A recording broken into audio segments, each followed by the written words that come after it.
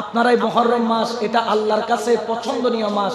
আল্লাহর পছন্দনীয় 4টি মাসের মধ্যে একটি মাস কি মাস?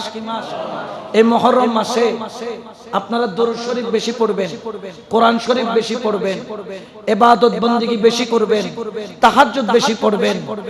খেয়াল রাখবেন এবং এই মুহররম মাসের 9, 10 অথবা 10, 11 কি রাখবেন?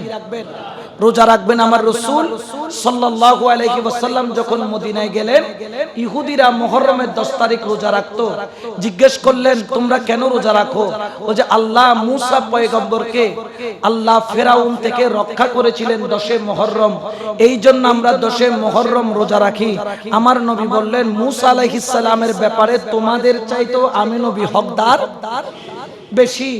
রোজা রাসূলে পাক তারা রাখতো একটা, আমরা রাখবো, যাতে তাদের সাথে কি না হয়, মিল না হয়। হয় 9, 10 রাখবো, না হলে 10। আবার শুধু 2টা নয়, চাইলে আপনারা এই মুহররম মাসের এখন থেকে রোজা রাখা আরম্ভ করতে পারেন, কোনো বাধা নাই। মুহররম মাসটাকে আপনারা বেশি এই যে জাকজমকের সাথে চলবেন না, কথা কম বলবেন, নবীর উপর এবং নবীর আহলে বায়াতের উপর বেশি বেশি দরুদ পড়বেন, ওনাদেরকে স্মরণ করবেন। অনেক আল্লাহওয়ালা বুজুর্গরা মুহররম মাস আসলে হাসতো না, মুহররম আসলে মানুষের সাথে কথা বলতো না, কোনায় বসে বসে চোখের পানি ছাড়তেন। কেন ছাড়তেন? আহলে বায়াতের মুহাব্বতে। তারা তো সবকিছু কুরবানি দিছে আমাদের জন্য, আমরা কি কুরবানি দিছি? এই জন্য মুহররম মাস কোরআন তেলাওয়াত, দরুদ, জিকির আজকার, ইস্তেগফার, এগুলার মাধ্যমে আল্লাহ আমাদের কাটানোর তৌফিক দান করুক।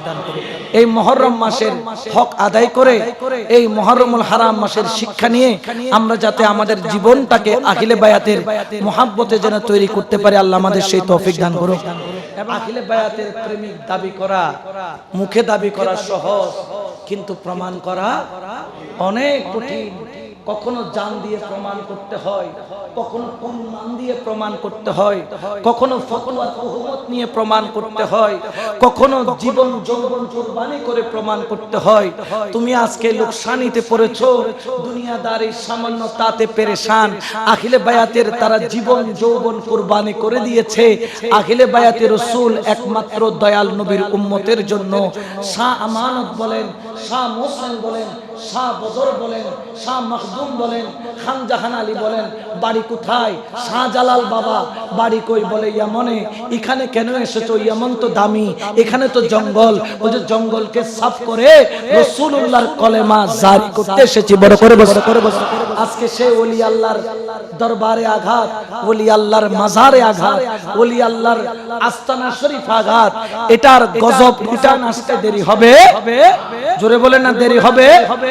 সবকিছুর একটা সিস্টেম আছে। আল্লাহ যখন সিস্টেম করে দিবে, দুনিয়ার কোন সিস্টেম কাজে আসবে?